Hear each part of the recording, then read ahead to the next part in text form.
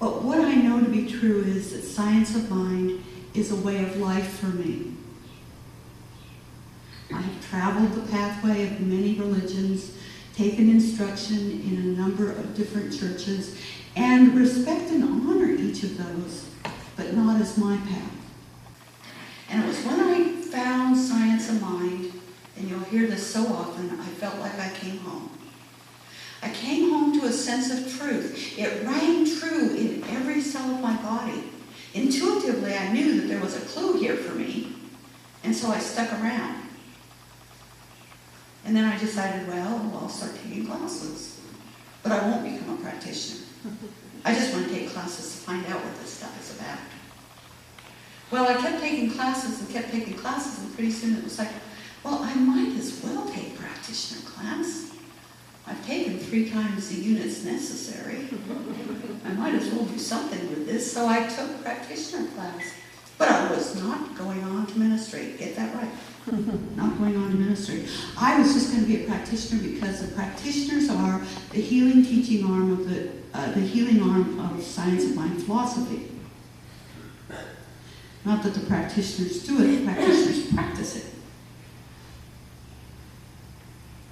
It is done by the Father through each and every one of us.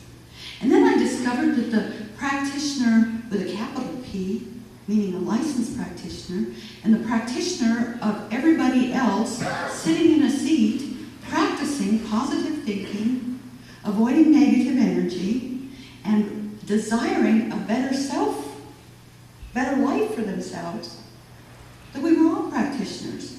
So at that point I thought, oh well, I might as well become a minister.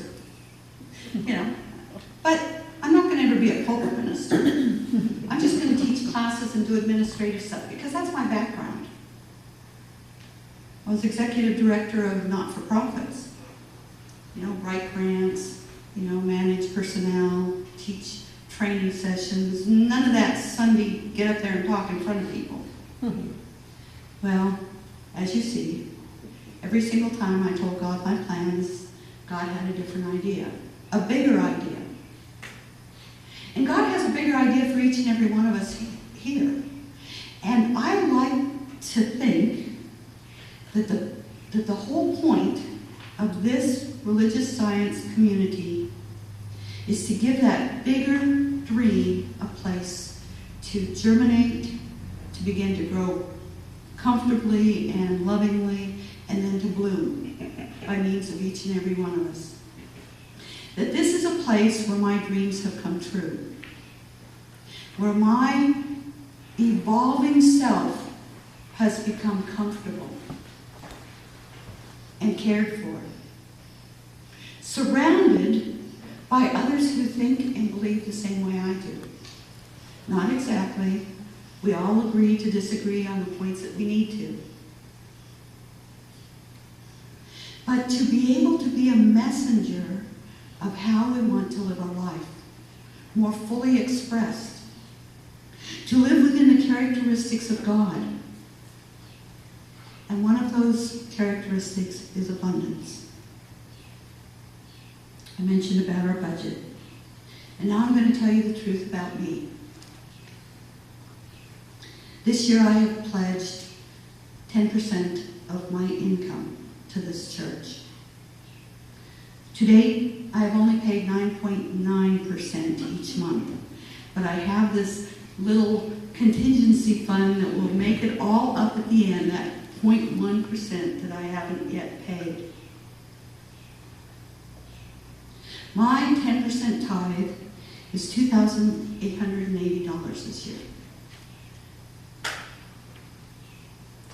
Now, I know that whenever I feel that that's just a little bit much, I then remember none of my checks bounce.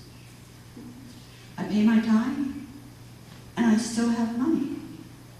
I haven't been carted off to jail for fraudulent check writing.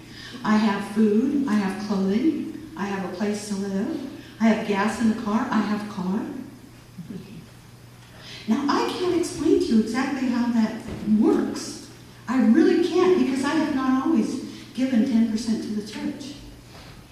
I've given 10%, but then, sometimes that slides. And I couldn't stand up here and talk to you about it. This is something truthful. I have always thought that I was a minister that could mention financial matters. And then one year I was not tithing. And I couldn't talk about it. I had to be right in myself before I could talk to you, because I will never ask anybody to do something that I'm not doing myself. And so I think I owe $19.20 to bring my tithe up to full value.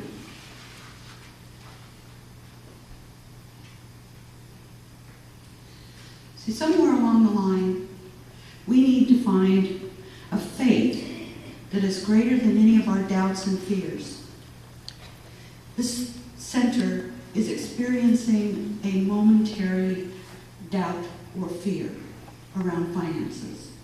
The practitioners have been put on duty to do the spiritual mind treatments for it, and now it's time for all of the people that belong to the church to join them in thought, in word, and in deed, with gifts and tithes and special blessings for the growth of this center. Today's the day.